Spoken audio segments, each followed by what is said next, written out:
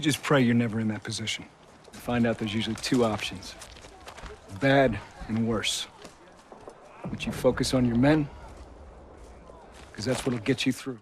Hey, welcome back lads. So today we have some new Call of Duty Vanguard leaks, but this time it's not great news, not great at all, in fact it's pretty bad stuff, so let's get right into it and straight to the point, shall we? So the insider Tom Henderson came out and simply described the game as a fucking disaster.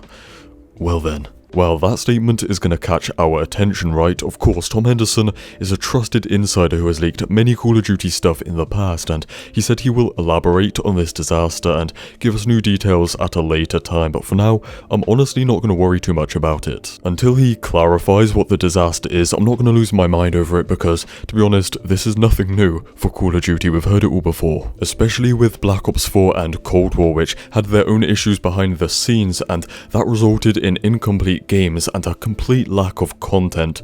So I guess World War II Vanguard will be similar, like it will end up launching with less than 10 multiplayer maps, and sadly that's just the standard now, that's what the standard is. Another massive issue that could occur is a broken, bugging, bussin' game, and we saw that with Black Ops 4 Zombies. Like the main Easter egg quests were like broken for months and kept on crashing people's games, and that totally killed Zombies' reputation that year. So those are the realistic possibilities for what the disaster could be, and it sucks because it's not really the developer's fault, unless it is, and Tom is talking about design choices that they have made. Now also about that, I want to play devil's advocate here, because if you look at Tom's Twitter, he is really into this Call of Duty versus Battlefield thing, and he's on the Battlefield side, so he could definitely be biased here and dramatizing it. He said it was so bad that if Activision were to ever delay a game by a year and release nothing, then it would be now, but we all know that's not gonna happen. And also,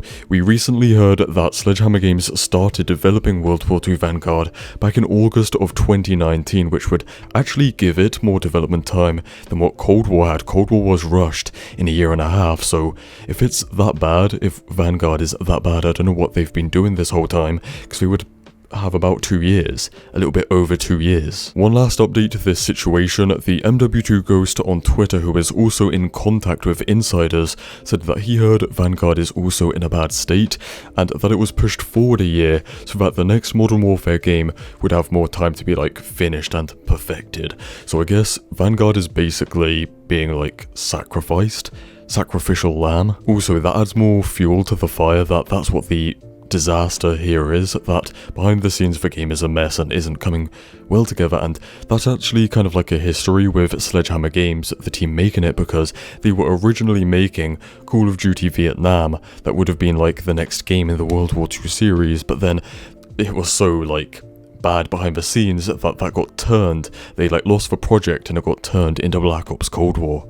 So like, oh no man, what's their issue, man? But recently, over the last year, Sledgehammer Games have hired like hundreds of new employees, and like, oh no, if you gave me hundreds of minions, hundreds of employees, and gave me 2 years, I could probably make more than 10 multiplayer maps. Probably. Anyways, I think that's about it, so stay spicy, and I'll see you in the next one. Cheers. Lieutenant! Just got a transmission from Baker. They're gonna assault Hill 493. Pearson's with them. What? He took our guys and 2nd Platoon. Gear up! Let's move!